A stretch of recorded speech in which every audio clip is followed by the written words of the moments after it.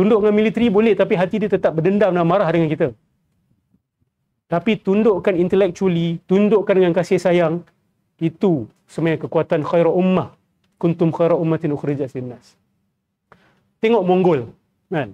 Mongol datang jajah kita. Lepas tu dia masuk Islam.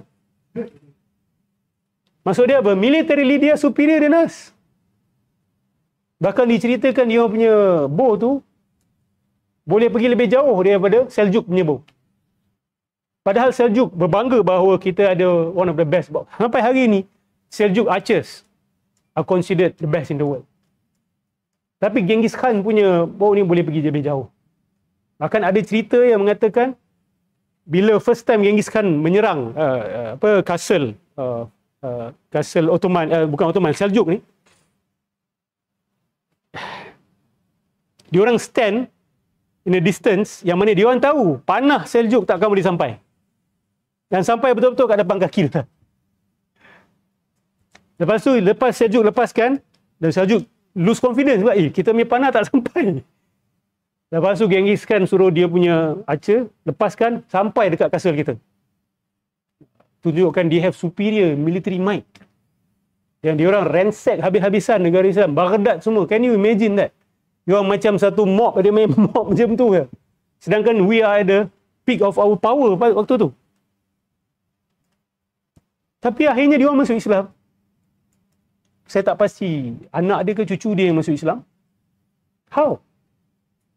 Sebab ulama-ulama Seljuk sebahagiannya kata kita kena buat dua-dua sekali. Kita kena buat military attack dan kita kena serang juga secara intelektual. Kita kena dakwah kepada mereka. Akhirnya yang menang mana satu? Dakwah yang menang. Akhirnya dia become us. And we employed dia orang punya military. Akhirnya pelan-pelan jadi kerajaan Uthmaniyah. Betul? Jadi kerajaan Uthman.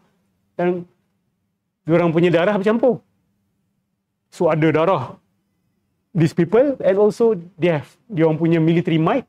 At the same time ada intellectual of the Muslims. Subhanallah. Kalau kita tengok Turki ni dia memang satu bangsa yang luar biasa lah kalau kita tengok. Yeah. Dari segi akal, power. Dari segi hati pun power. Dari segi teknologi pun power. When we're speaking about them at their height of their civilization. Aristotle, Socrates dulu dia bilang mana?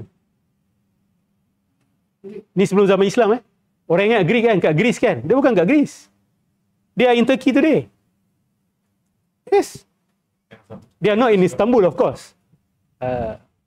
They are in Turkey today. That means they are in some sense yalah, ada kaitan dengan orang Turki. Maksud dia datang daripada tanah yang sama. Lepas tu, the great Sufis come from where? Sufi yang melampau pun ada datang dari situ jugalah. Tapi kalau kita tahu bahawa Turkish ni sangat kuat tasawuf mereka.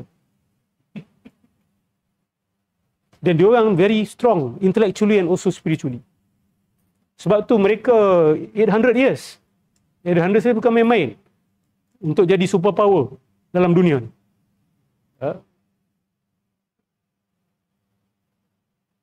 So the Turks ni, they have something with that. They have something with that. Ya Allah Subhanahu Wa Taala kurniakan kepada mereka.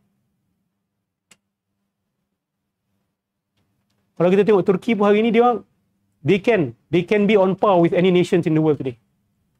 Teknologi dia boleh lawan, betul? Dari segi keilmuan dia boleh lawan. Culture pun dia full of culture.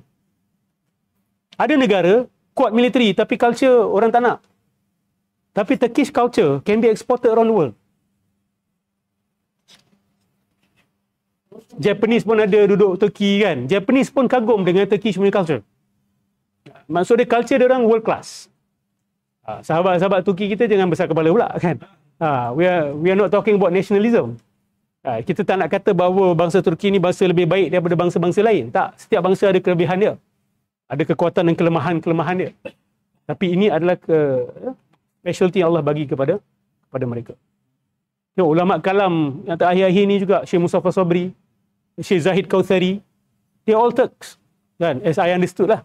Syekh Zahid Kautsari memang Turkish kan? Dia punya kebangsaan.